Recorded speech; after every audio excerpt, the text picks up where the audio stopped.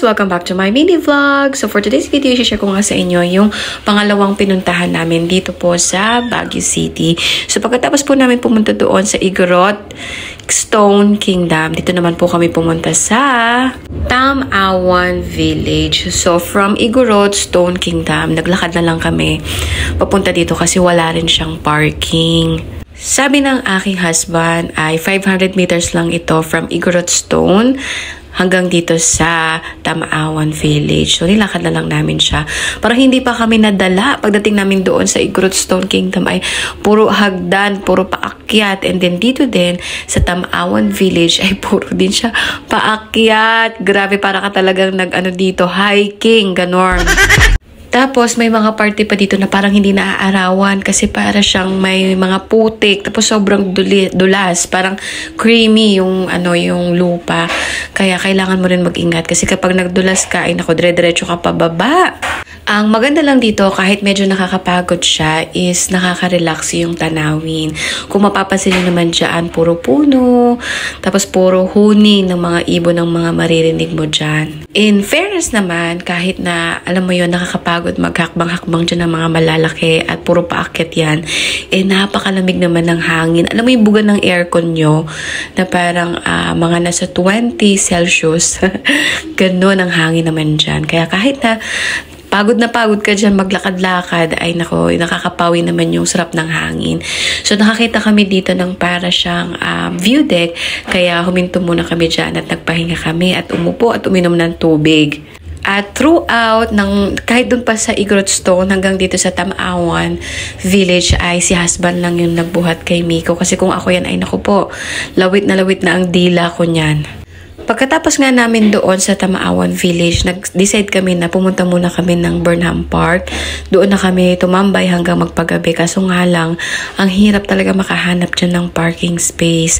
So, nag-decide na lang kami umuwi. Tapos natulog na lang kami from mga 4 hanggang 6. Tapos lumabas kami, pumunta kami dito sa rooftop ng may-ari ng transient. So, ito po yung bungad sa amin. Diba? Napakaganda.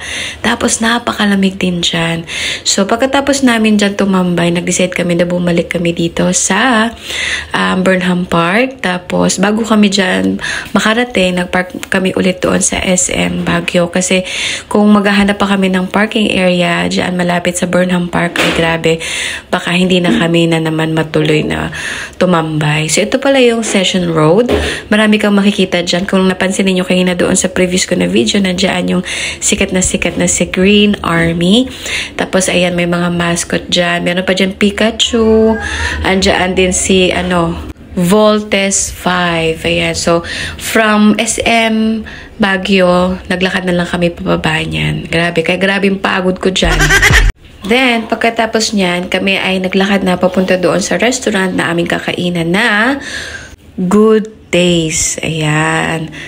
In fairness naman, napakadami ng servings nila dito at masarap din yung food. At itong anak ko nga ay pinahawak ko sa kanya yung Baguio beans at pinangata-ngata ko sa kanya kasi kung hindi siya busy, grabe, napakalikot talaga nitong anak ko na to.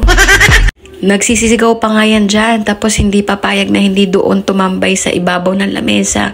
Kung mapapansin nyo naman, diba? Napakakulit talaga nito, pero okay lang kasi ang pogi mo. Tapos dito nakakatuwa kasi parang may machine sila dyan na gumagalaw tapos isi-serve sa'yo yung food mo. Di ba, nakakaloka? Grabe na talaga ngayon ang panahon. Napaka high technology na tayo. Tapos pumunta na nga kami dito sa Burnham Park. So bago nga kami nagbike-bike dyan ay naglibot-libot muna kami dyan. Naglakad-lakad lang kami. And then after nga niyan, tumambay na kami dito. Magbike-bike kami. Pero hindi na rin kami nagtagal kasi nga, ang plano talaga namin umuwi ng mga 10 PM or bago mag-11 para preparation sa pagpunta naman namin sa Northern Blossom kinabukasan. So, yan lang po muna for today's video and thank you for watching. Please share my videos. Ingat po lagi. Babu! Mwah!